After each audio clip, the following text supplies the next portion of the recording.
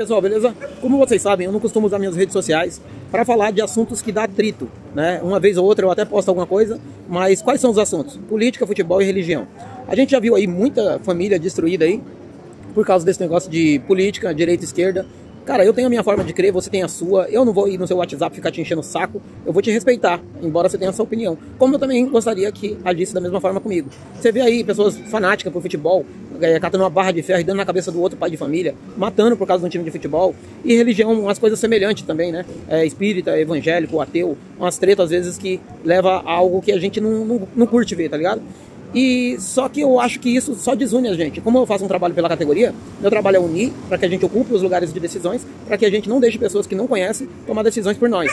E eu demorei para entender isso, que para unir a categoria eu precisava fazer com que esses assuntos ficassem fora. Política, futebol e religião, né? Por quê? Porque são tudo assuntos que cada um tem a sua opinião e infelizmente tem pessoas que elas não se contêm, elas precisam ir lá desrespeitar o ponto de vista da outra, ao invés dela chegar e falar, mano, mas por que você pensa assim? Por que você age dessa forma? Por que você acredita dessa forma? E você vai ouvir o outro lado da outra pessoa, e você respeitar quando aquela pessoa pensa diferente de você.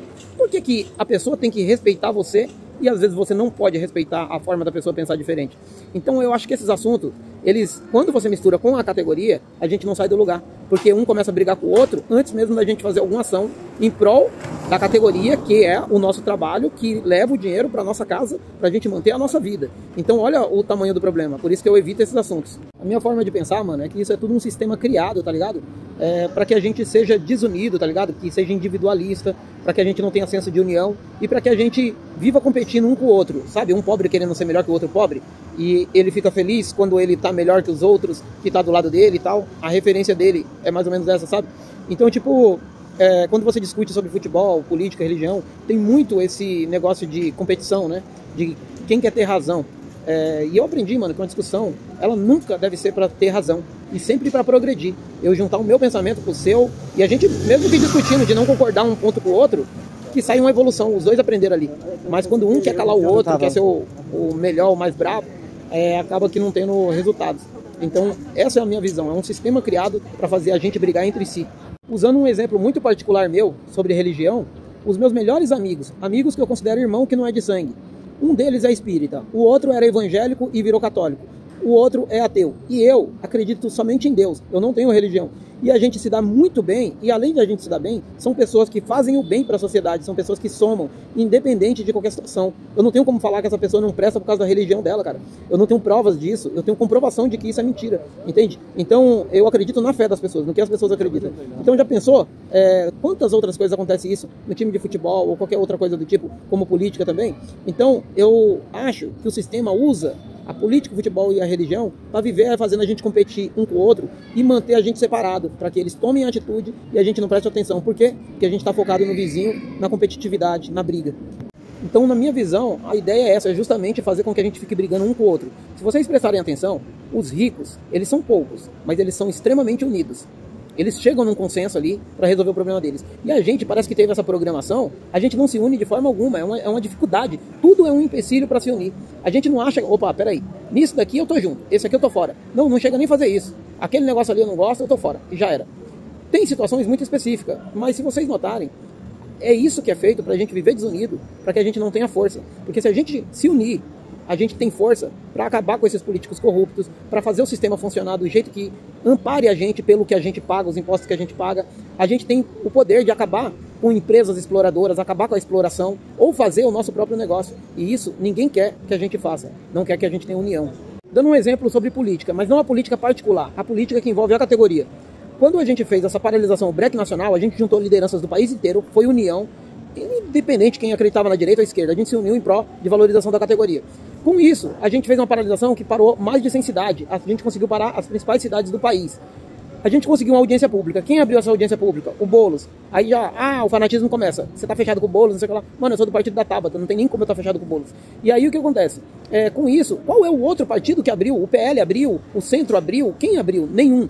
Aí a gente foi para essa audiência pública achando que não ia dar nada. E pelo contrário, a gente se surpreendeu. O governo se propôs a ajudar, a direita e a esquerda se uniram nesse projeto e o iFood falou que ia aumentar. Foi o que a gente queria? Não. O Boulos chegou com um projeto que a gente não gostou, a gente falou, deixa que nós faz. E a gente fez o nosso.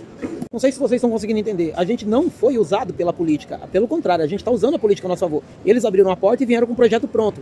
A gente não gostou daquele projeto, achou que não tinha nada a ver com nós. A gente foi lá redigir um projeto com apoio de jurista, especialista de trabalho, pesquisadores e tudo mais, de acordo com as pautas do BREC. Então você pode ler o projeto de lei, que você vai ver que ele não tem nada que vai contra a categoria e é tudo que a categoria abraça. É um projeto voltado em valorização, em transparência e segurança. Então, tipo assim, é isso que a gente está fazendo. Se juntamos, não deixar a política nos usar, mas usar essa ferramenta que é a política para nos favorecer. E a gente conseguiu o requerimento de urgência, 260 deputados de direita, esquerda e centro ajudaram a gente com 260 assinaturas para requerimento de urgência, para esse projeto passar em 45 dias. Mas os aplicativos fizeram um lobby e criaram uma comissão para que ele não passasse por esse processo dessa forma. Só para vocês entenderem, um projeto de lei normal, ele demora até virar lei mais ou menos 2 anos.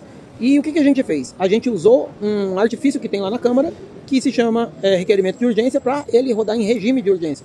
Então, em 45 dias ele é aprovado. O aplicativo correu lá, fez o lobby deles com o Hugo Mota lá e criaram uma comissão. Agora esse projeto, em vez de ser aprovado em 45 dias, vai ter que passar nessa comissão antes. Não vai demorar os 2 anos, mas também não é tão rápido como os 45 dias. O que nós temos que fazer? Pressão em cima do Hugo Mota. Mas tem cara que começa, mas tá com o Boulos, que não sei o quê.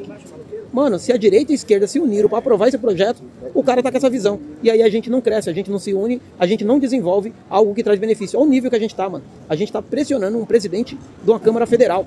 E a gente vai pressionar, mas é necessário que todos entendam que é importante essa pauta, que ela vem de valorização para nós mesmos, para a gente melhorar a nossa vida. Você entende quando esse fanatismo entra em campo, ele atrapalha a própria categoria que está lutando às vezes contra algo que beneficia ela mesma. Os políticos abriram as portas para uma audiência pública. Pode ter querido nos usar ou foi por boa intenção? Não sei. Mas nós estamos usando a ferramenta que é a política ao nosso favor. Então, tipo assim, é a gente que está no controle da situação, entende? E com isso, mano, eu vi algumas coisas que me deixam, que faz sem coerência nenhuma. Eu vou dar um exemplo. Eu vi assistir várias matérias onde fala desse negócio de a pessoa que trabalha 4 dias na semana e descansa 3, ela produz muito mais e ela tem uma qualidade de vida muito melhor. E aí eu tô vendo essa discussão agora de escala 6x1. Eu, particularmente, não curtia de trabalhar dia de sábado. Aí eu vejo às vezes as pessoas indo, não, que isso vai aumentar o valor do que a gente comprar. O IOF, que é uma taxação para os ricos, vai aumentar o valor do que a gente comprar. Aí ao mesmo tempo eu vejo a Câmara aumentando a vaga de deputados federais, que vai ter muito mais custo para nós nos impostos. E aí ninguém fala nada. Então essas coisas que deveria entrar a ação, os comentários das pessoas, não entra. E a outra que favorece a nossa categoria acaba indo contra, sabe? Tipo, acho que a gente tem que parar, dar uma refletida nesses pontos, mano. Porque eu acho que é muito importante. A gente tem que ter união, cada um se respeitar, cada um ter sua crença